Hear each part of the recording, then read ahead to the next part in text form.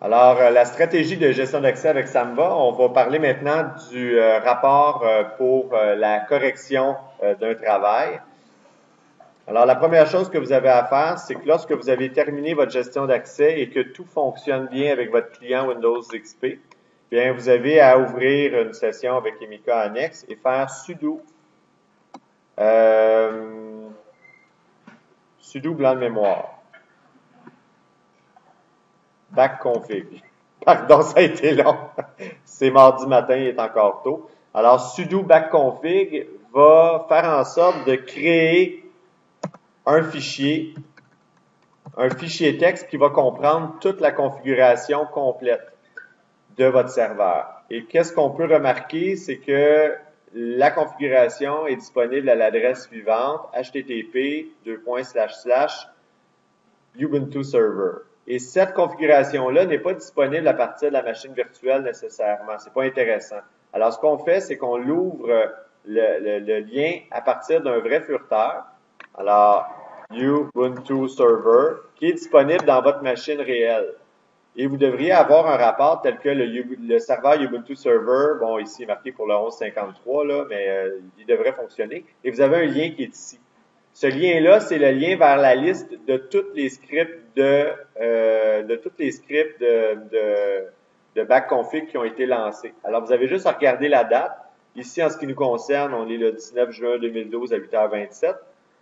Et vous avez tout simplement qu'à cliquer sur ce lien-là, ici, et vous allez avoir la correction de l'ensemble de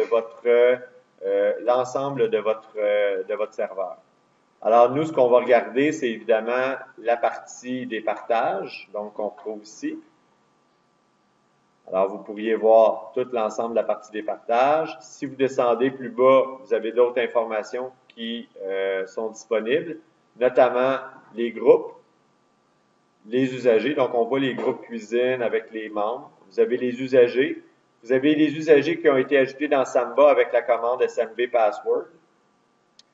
Vous avez aussi l'ensemble des netlogons, c'est-à-dire l'ensemble des fichiers de scripts de Windows qui sont là. Et vous avez le contenu des netlogons qui sont placés.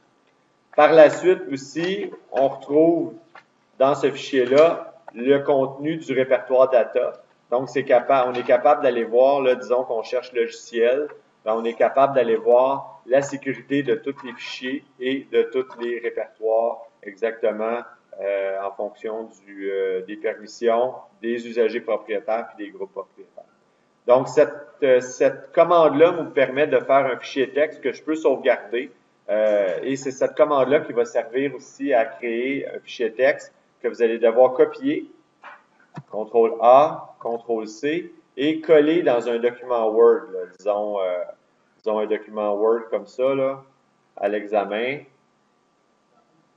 Alors, vous devriez coller cette configuration-là, et c'est cette configuration-là qu'on va corriger pour les examens et les exercices. Alors, c'est de cette manière-là qu'on va créer le fichier de configuration.